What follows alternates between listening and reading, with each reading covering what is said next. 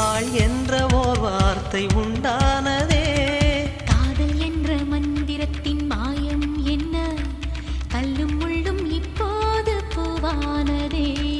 வானவில்லின் துண்டொன்று மண்ணில் வந்து யாருக்கும் சொல்லாமல் பெண்ணானதே. தென்மேற்கு